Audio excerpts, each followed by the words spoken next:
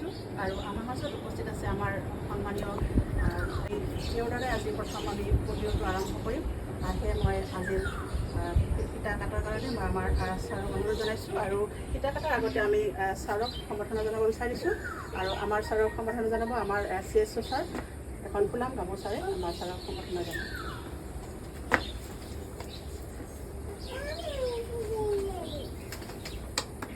আমাৰ শিশুসকলক ৰোগ প্ৰতিৰোধৰ পৰা কেনেকৈ আমাৰ যি ক্ষমতা ইমিউনাইজেশ্যন কৰি পেলাই যি আমাৰ বেমাৰৰ পৰা আমাৰ প্ৰতিৰোধ কৰে, যি আমাৰ ভেকচিনেশ্যনৰ কিমান এটা ৰোল আছে, সেই ৰোলটো আমাৰ অহৰহ চেষ্টা চলাই আমাৰ 2 ANMে আমাৰ সমাজখনক এটা শিশুসকলক এই টীকাকৰণৰ ওপৰত অধিক গুৰুত্ব দি পেলাই তেখেতসকলে আমাৰ সমাজক সুস্থ সুৰক্ষিত আৰু শক্তিশালী কৰাৰ কাৰণে মই আমাৰ 2 ANMক আজি পলিঅ' দিৱসৰ দিনাখনে সম্বোধন আৰু এখন আমাৰ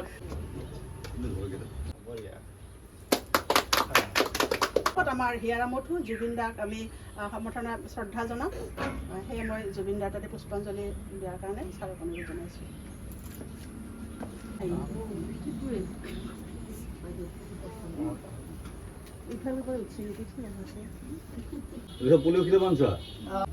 আজি আমাৰ যি পলিঅ' অভিযান আছিলে তাৰ মাজত আমাৰ উপস্থিত আছে এই পলিঅ' অভিযানত আমাৰ স্থানীয় গয়াবাসী SDM and HO ছাৰ আৰু সৃজন গাম আৰু লগতে আমাৰ CPSC টিম মেম্বাৰসকলে আজি ইয়াত উপস্থিত আছে। সেই বিষয়ে আমাৰ পলিঅ' যি সজাগতা তাৰ বিষয়ে আমাৰ ছাৰে 2 এষাৰ ক'ব, তাকে মই অনুৰোধ জনাইছোঁ। ছাৰে অলপমান কৈ দিলে ভাল হ'ব ৰাইজৰ কাৰণে। লালমাটি আমৰ CHO ডক্টৰ মুক্তাদিৰ আৰু এই লালমাটি আমত কৰ্মৰত আমাৰ বাকী স্বাস্থ্যকৰ্মীসকল আৰু উপস্থিত ৰাইজ, আজি আমাৰ national immunization day, pulse polio' অভিযানেও নেশ্যনেল ইমিউনাইজেশ্যন ডে। আজি আমাৰ বুথ ডে, অৰ্থাৎ আজি কেন্দ্ৰবিলাকত ল'ৰা ছোৱালীবিলাকক 5 বছৰৰ তলৰ ল'ৰা ছোৱালীবিলাকক কেন্দ্ৰত খোৱা হ'ব আৰু অহাকালি আৰু পৰহি আমাৰ কেন্দ্ৰৰ পৰা যিসকল ৱৰ্কাৰ থাকিব, যিসকল কৰ্মী থাকিব, তেওঁলোকে ঘৰে ঘৰে গৈ পলিঅ' খুৱাব। তো আপোনালোকে নিশ্চয় ভাবে যে পলিঅ'টোনো বাৰে বাৰে কিয় খুৱাব লাগে। আমি 2014 চনতে ভাৰতবৰ্ষই পলিঅ' মুক্ত দেশ হিচাপে স্বীকৃতি লাভ কৰিছে। কিন্তু এই যে পলিঅ' খুৱাব লাগে তাৰ কিছুমান কাৰণ আছে। আমি পলিঅ' একচুৱেলিটো অভিযানতহে খুৱাইছোঁ, কিন্তু পলিঅ' আমি বাচ্চাটো জন্ম হোৱাৰ লগে লগেই আমি জন্মৰ এটা বাৰ্থ ড'জ এটা দিওঁ আৰু তাৰপিছতো আমি পলিঅ'ৰ ভেকচিন তেওঁলোকক দিওঁ, ইণ্ট্ৰাভেনাছ দিওঁ, IPV পলিঅ'। ইমানবিলাক যে দি থকা হৈছে তাৰ কাৰণ হ'ল যে গোটেই পৃথিৱীখন এতিয়ালৈকে পলিঅ' মুক্ত হোৱা নাই। বিশেষকৈ আফগানিস্তান, পাকিস্তানৰ বৰ্ডাৰ এৰিয়া, তাৰপিছত ভালেকেইখন তাৰমানে আফ্ৰিকান কাউণ্ট্ৰিত এতিয়ালৈকে পলিঅ' মুক্ত কৰিব পৰা নাই।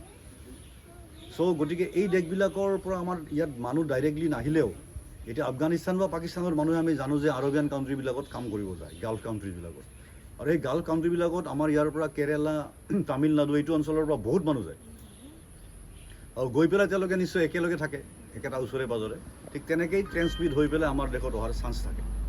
সেইকাৰণে আমি আমাৰ চৰকাৰে বা যিটো আমাৰ পলিঅ' এডভাইজাৰী কমিটি আছে, তেওঁলোকে এই পলিঅ'টো কণ্টিনিউৱাছলি কেম্প হিচাপে যদি আমি ৰুটিন ইমিউনাইজেশ্যনত মিছো কৰোঁ। ৰুটিন ইমিউনাইজেশ্যন মানে আমাৰ বুধবাৰে বা শনিবাৰে যিটো আমাৰ বেজী দিয়া হয় আমাৰ চাব চেণ্টাৰৰ ফালৰ পৰা বা আমাৰ ফালৰ পৰা, এই যে বেজী দিয়া হয় বা আমাৰ যিখিনি ইমিউনাইজেশ্যন কৰা হয় এইটো আমাৰ চবতে 100% নহয়।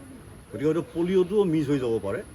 এনেকুৱা ধৰণৰ কিছুমান ষ্ট্ৰেটেজি আগত ৰাখিয়ে ভাৰত চৰকাৰে এডভাইজাৰী গ্ৰুপৰ এডভাইচ অনুসৰি তেওঁলোকে পলিঅ' অভিযানটো পাতে। মই আপোনালোক সকলোকে অনুৰোধ জনাইছোঁ যে আপোনালোকে সকলোৱে এই অভিযানত সহযোগ কৰি অভিযানটো সাফল্যমণ্ডিত কৰে যেন। ধন্যবাদ ছাৰ। এটা টোপাল এটা দায়িত্ব আৰু পলিঅ'মুক্ত ভাৰত আমাৰ প্ৰতিশ্ৰুতি। তো সকলোৱে আগবাঢ়ি আহক আৰু মই বিশেষকৈ আমাৰ অভিভাৱকসকল আৰু মৰমৰ শিশুসকলক এয়া আহ্বান জনাম যে আপোনালোকে আমাৰ এৰিয়াত যিখিনি 5 বছৰৰ তলৰ ল'ৰা ছোৱালী আছে বা শিশু আছে, সকলোৱে যাতে আমাৰ এই পলিঅ' আৰু পলিঅ' খাবলৈ সকলো অভিভাৱকে যাতে অনুমতি দিয়ে, তাৰ কাৰণে মই আমাৰ এৰিয়াৰ সকলো মানুহকে মই এইটো আহ্বান জনাম। তাকে কৈ আজি সমাপ্ত মাৰিছোঁ। ধন্যবাদ।